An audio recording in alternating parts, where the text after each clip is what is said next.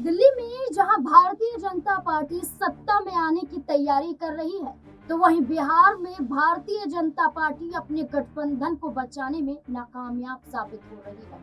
बिहार के विधानसभा चुनाव से पहले एनडीए गठबंधन टूटने की कगार पर पहुंच चुका है। दही चूड़ा भोज कार्यक्रम के दौरान ही साबित हो गया था कि बिहार में एनडीए गठबंधन की मजबूती कितनी है और महागठबंधन में दलों की वापसी कितनी नजर आ रही है। अब बिहार में विधानसभा चुनाव से पहले एक तरफ नीतीश कुमार है तो दूसरी तरफ एनडीए का पूरा दल है, जो ये दावा कर रहा है कि नीतीश कुमार पर भारतीय जनता पार्टी अन्य राज्यों पर मेहरबान हो रही है। अन्य राज्यों में मेहरबान हो रही है, लेकिन बिहार में देखा जाए तो अन्य दल को दरकिनार करती हुई भी नजर आ रही है। जैसे कि अगर हम बात करें तो दिल्ली के विधानसभा चुनाव के मद्देनजर भारतीय जनता पार्टी ने राष्ट्रीय लोक जनशक्ति पार्टी को न सही बल्कि लोक जनशक्ति पार्टी रामविलास अध्यक्ष चिराग पासवान को बड़ी तवज्जो दी और चिराग पासवान की पार्टी को दिल्ली विधानसभा चुनाव के मद्देनजर एक सीट दी। इसके अलावा नीतीश कुमार की जेडीयू पार्टी को भी दिल्ली विधानसभा चुनाव में भारतीय जनता पार्टी ने एक सीट दी। इससे पहले झारखंड विधानसभा चुनाव की बात करें तो चिराग पासवान और नीतीश कुमार की पार्टी को झारखंड में भी सीटें दी गई, लेकिन जीतन राम मांझी हिंदुस्तानी अवाम मोर्चा प्रमुख वो कहीं ना कहीं बेसहारा होते हुए नजर आए, क्योंकि भारतीय जनता पार्टी ने झारखंड और दिल्ली में ही जीतन राम मांझी को दरकिनार कर दिया, जिसके बाद साफ तौर पर जीतन राम मांझी की नाराजगी देखने को मिल रही है। ये नाराजगी क्या करेगी अब, जहां एक तरफ पशुपति पारस ने केंद्रीय मंत्री पद से इस्तीफे के साथ भारतीय जनता पार्टी से अपना समर्थन वापस ले लिया, तो वहीं दूसरी तरफ जीतन राम मांझी भी हैं, जो लगातार अपने बयानों के आधार पर दर्शा रहे हैं कि वो भारतीय जनता पार्टी का हिस्सा अब नहीं रहना चाहते हैं। तो क्या कहेंगे कि बिहार में एनडीए गठबंधन टूटेगा और महागठबंधन क्या मजबूत होता हुआ नजर आएगा? कई सवाल जुड़ जाते हैं। मेरे साथ मेरे सहयोगी सिराज मौजूद है। सिराज, पहले तो आपका बहुत बहुत स्वागत है। सिराज, क्या लगता है, दही चूड़ा भोज कार्यक्रम के दौरान हमने देखा कि पशुपति पारस और लालू प्रसाद यादव की मुलाकात होती है, बातचीत होती है, तारीफ भी होती है और उसके बाद खुद पशुपति पारस लालू प्रसाद यादव के आवास तक पहुंच जाते हैं।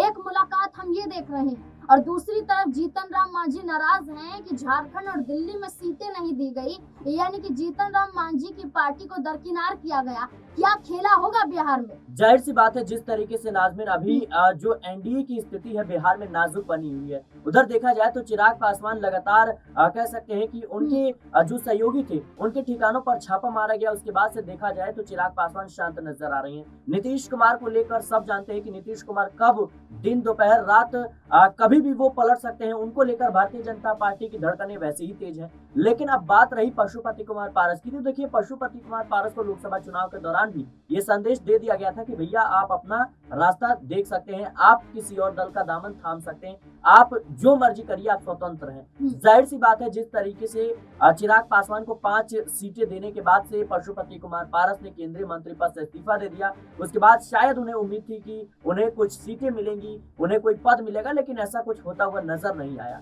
दूसरी बात करें हम जीतन राम मांझी की, तो जीतन राम मांझी इस बात को बखूबी समझ रहे हैं कि इस बार न ही नीतीश कुमार की गारंटी है, न चिराग पासवान की गारंटी है। पशुपति पारस तो वैसे ही सीधे तौर पर लालू प्रसाद यादव से मुलाकात कर रहे हैं और कह रहे हैं एनडीए में मेरे साथ नाइंसाफी हुई।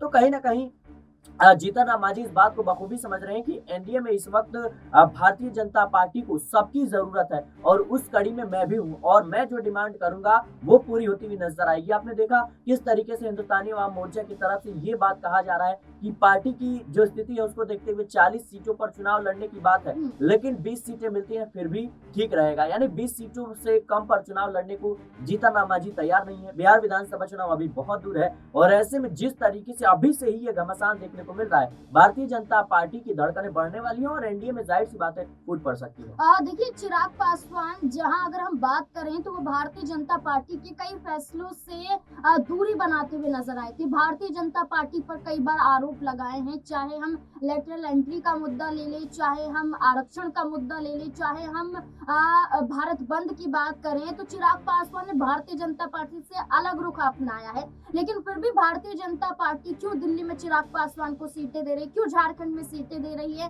क्या भारतीय जनता पार्टी के लिए जीतन राम मांझी अहमियत नहीं रखते? क्या उन्हें ये मालूम है कि जीतन राम मांझी चुनाव नहीं जिता पाएंगे? जी देखिए, मैं पहले ही कह चुका हूं कि चिराग पासवान और नीतीश कुमार को लेकर पहले ही कयास लगाए जा रहे हैं। ये दो बड़े चेहरे कहीं ना कहीं पलट सकते हैं, कभी भी सरकार गिराने की काबिलियत रखते हैं। सोचिए, अगर नीतीश कुमार अपने 12 सांसदों और चिराग पासवान 5 सांसदों के साथ चले गए तो भारतीय जनता पार्टी की जो केंद्र में सरकार है वो डगमगाती हुई नजर आएगी, उस पर खतरा मंडराता हुआ नजर आएगा। और ये चेहरे अगर जाते हैं तो फिर तमाम जो छोटे दल हैं, जो तमाम छोटे सहयोगी हैं, ये भी कहीं ना कहीं आंख दिखाते हुए नजर आएंगे। तो कहीं ना कहीं इनको संतुष्ट करने के लिए जेडीयू को और कह सकते हैं चिराग पासवान की पार्टी को एक एक सीट दिल्ली में दी गई है, ये दर्शाने के लिए कहीं ना कहीं कि हम अभी भी आपके साथ हैं। और इससे बीजेपी को भी फायदा है, क्योंकि देखिए पूर्वांचलों की संख्या जो है, जो पूर्वांचल के वोट बैंक है, उसको साधने के लिए इन दो बड़े चेहरों को चुनावी मैदान में उतारा गया है। जाहिर सी बात है कि अगर एक सीट भी इन्हें दी गई है तो इसके जरिए नीतीश कुमार या फिर उनके पार्टी के नेता चिराग पासवान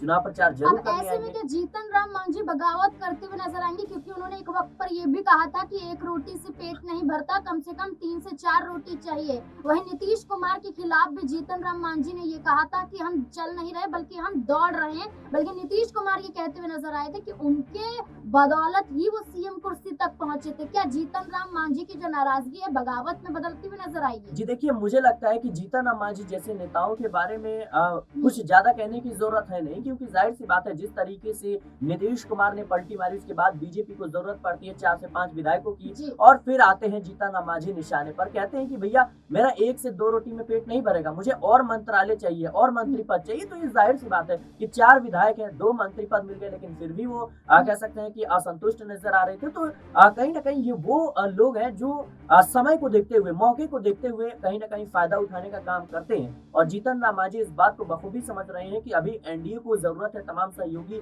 दलों की, और उस कड़ी में कहीं ना कहीं मैं इसमें बाजी मार सकता हूं, मुझे भी सीटें चाहिए। तो जीतन राम मांझी अगर उनकी मनोकामना पूरी नहीं होती है तो फिर जाहिर सी बात है बगावत करते होने। देखिए, आपने कहा था कि नीतीश कुमार के जो सांसद हैं 12, और इन 12 सांसदों के साथ नीतीश कुमार बीजेपी से अलग हटते हैं तो केंद्र में बीजेपी की जो सरकार है वो डगमगाती हुई नजर आएगी। लेकिन संजय राउत जो शिवसेना यूबीटी के नेता हैं वो ये कहते हैं कि बीजेपी तैयारियों में है कि नीतीश कुमार के सांसदों को तोड़ लिया जाए। तो नीतीश कुमार की खामोशी क्या दर्शाती है? जाहिर सी बात है कि नीतीश कुमार जिस तरीके से खामोश हैं और कहीं ना कहीं मीडिया के सामने आकर के बयानबाजी कर रहे हैं कि मैं कभी नहीं जाऊंगा बीजेपी का साथ छोड़कर एनडीए में रहूंगा, तो ये दर्शाता है कि नीतीश कुमार के मन में डर है कि नीतीश कुमार इस बात को बखूबी समझ रहे हैं कि कैसे महाराष्ट्र में एकनाथ शिंदे के साथ हुआ, कैसे उद्धव ठाकरे के साथ हुआ, कैसे शरद पवार के साथ हुआ। क्योंकि देखा जाए तो एकनाथ शिंदे की जब जरूरत थी उस वक्त तो उन्हें सीएम की कुर्सी दी गई, लेकिन जैसे ही भारतीय जनता पार्टी कमबैक करती है उसके बाद कहीं ना कहीं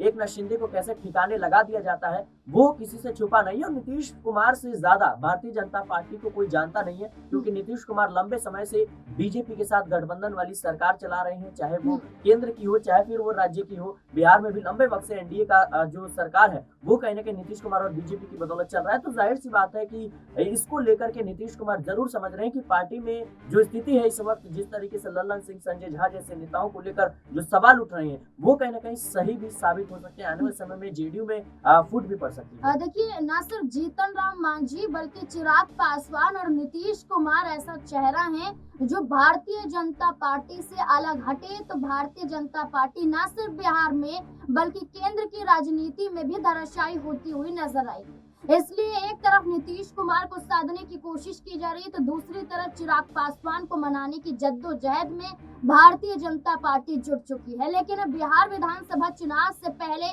जीतन राम मांझी का ये तक कह देना कि दिल्ली और झारखंड में सीटें ना देना, यानी कि वो ये दर्शा रहे हैं कि भारतीय जनता पार्टी को मांझी की जरूरत नहीं है, वो मजबूरी में भारतीय जनता पार्टी के साथ जुड़े हुए हैं। ऐसे में वो ये कहते हैं कि बिहार में हम ऐसे चलने नहीं देंगे, हम अपनी औकात एनडीए के लोगों को दिखा देंगे। जीतन राम मांझी की पार्टी की तरफ से बयान जारी किया गया है और ये कहा गया है कि आप अन्य राज्यों में हमें दरकिनार कर सकते हैं लेकिन बिहार में नहीं कर सकते हैं। इसलिए जीतन राम मांझी की पार्टी की तरफ से कहा गया है कि कम से कम 20 से 25 सीटों पर चुनाव उनकी पार्टी लड़ेगी। अगर भारतीय जनता पार्टी सहयोग नहीं देती है तो बड़ा खेल बिहार में होता हुआ नजर आ सकता है। इस पूरे मुद्दे को लेकर आप क्या सोचते हैं, अपनी राय कमेंट सेक्शन में जरूर दें। देखते रहे SPN9 न्यूज। धन्यवाद।